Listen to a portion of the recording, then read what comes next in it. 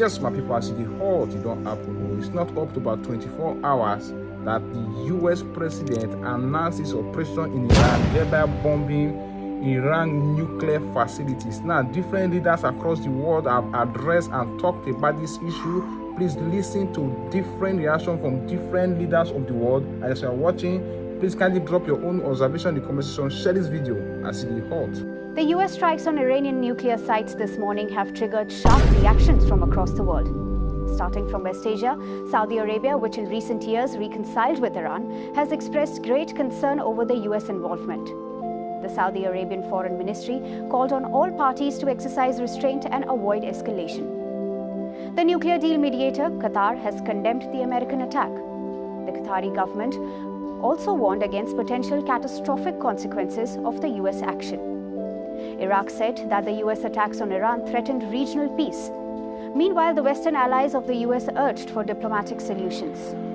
Starting with the United Kingdom, British Prime Minister Keir Starmer called on Iran to return to the negotiating table.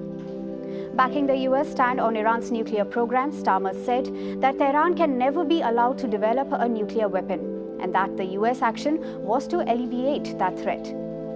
German Chancellor Friedrich Merz called for a swift return to diplomacy, adding that Iran must enter into negotiations with the US and Israel for a diplomatic solution. The European Union's top diplomat, Kaja Kallas, also called for de-escalation, urging all sides to step back.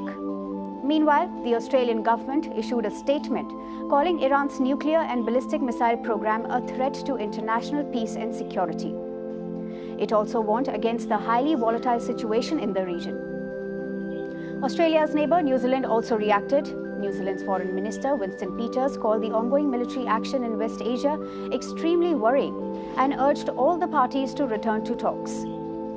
In South America, Venezuela and Chile have condemned the US military aggression against Iran. The United Nations Secretary General Antonio Guterres also expressed concern over the escalating situation in West Asia. He said that he was gravely alarmed by the use of force by the US against Iran and called on all parties to follow the path of diplomacy. After the attacks, the UN nuclear watchdog IAEA said that there was no increase in off-site radiation levels in Iran.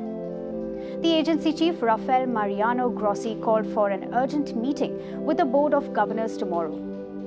Meanwhile, Iran-backed Hamas group condemned the blatant US aggression against Iranian territory and sovereignty. The Palestinian group, which is part of Iran's axis of resistance, added that the attack is a direct threat to international peace and security. On the other hand, Iran's other regional ally, Houthi rebels, labeled the US aggression as reckless. The Yemen-based Houthis said that the US attack is a blatant declaration of war.